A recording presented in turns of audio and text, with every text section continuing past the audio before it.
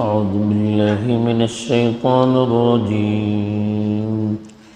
بسم الله الرحمن الرحيم.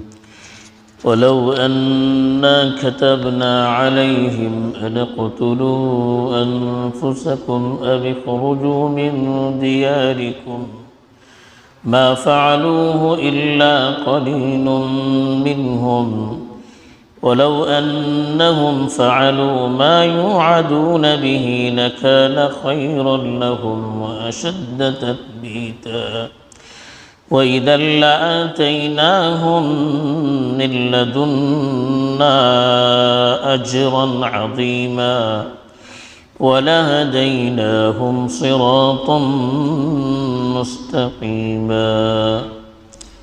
الحمد للہ والصلاة والسلام علی رسول اللہ ومن والاه اما بعد. کل جو آیات تلاوت کی گئی تھی ان میں خاص طور پر یہ پیغام تھا کہ ایمان اس وقت تک یا آدمی کو مومن اس وقت تک نہیں مانا جا سکتا جب تک وہ اپنے آپسی معاملات میں شریعت کی طرف رجوع نہیں کرتا اور شریعت کے فیصلے کو دل و جان سے تسلیم نہیں کرتا ہے. خاص طور پر منافقوں کا جو مزاج تھا اس کو بیان کیا جا رہا تھا. اسی ضمن میں آج یہ بتایا جا رہا ہے، اب جو آیات تلاوت کی گئی ہے ان میں بتایا جا رہا ہے کہ ان کا مزاج ایسا بن چکا ہے کہ کسی طرح کا انہیں حکم دیا جائے تو وہ تسلیم کرنے پر راضی نہیں ہوتے.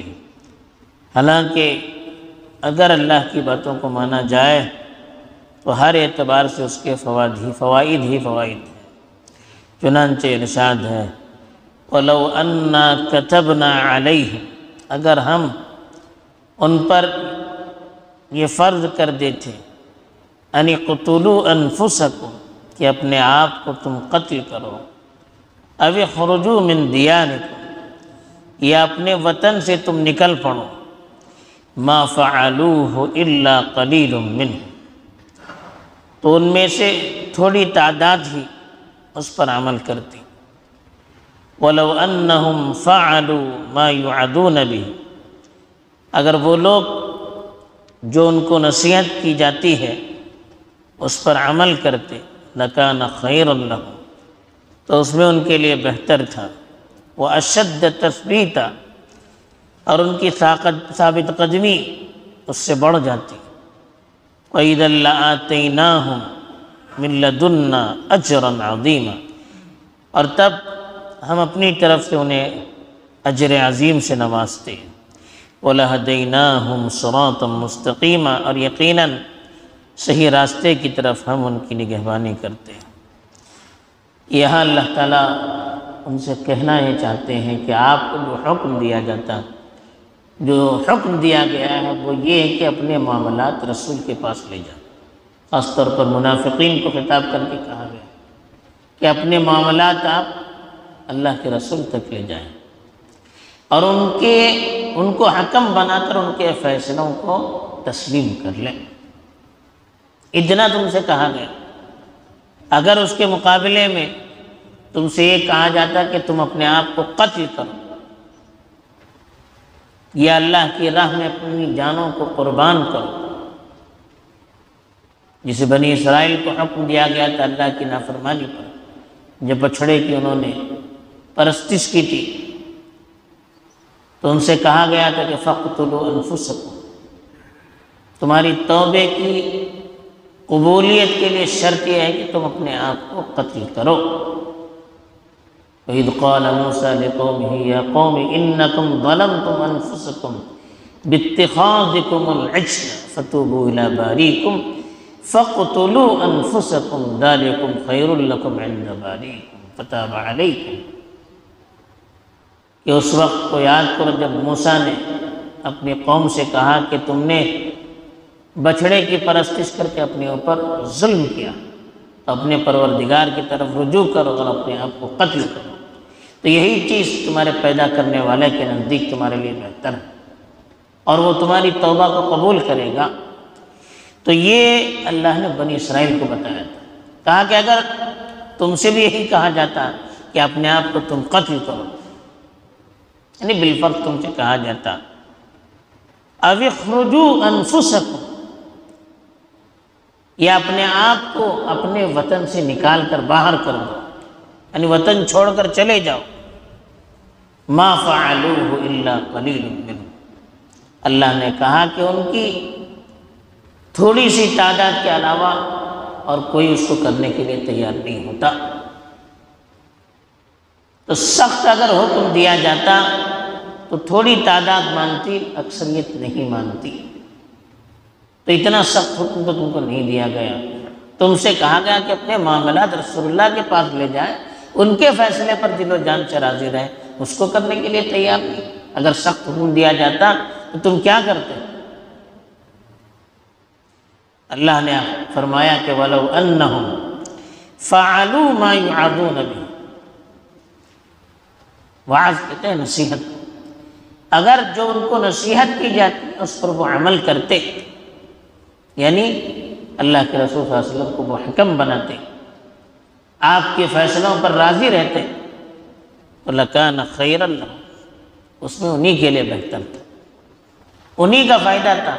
وَأَشَدَّ تَثْبِيتًا، دوسری بات یہ بتائی کہ اس سے ان کی ثابت قدمی بڑھ جاتی، اس لیے کہ نیک عمل آدمی کرتا ہے تو نیکی کا جذبہ پیدا ہوتا چلا جاتا ہے، اسے برائی کو کھینچتی ہے، نیکی کو کھینچتی ہے، اصول ہے۔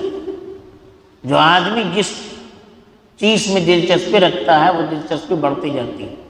کھیل میں آدمی لگتا ہے تو کھیلتے کھیلتے کھیل کی دلچسپی بڑھ جاتی ہے، ایسے ہی آدمی اگر نیک عمل میں لگا رہے تو نیک کام میں ان کی دلچسپی بڑھتی چلی جاتی ہے۔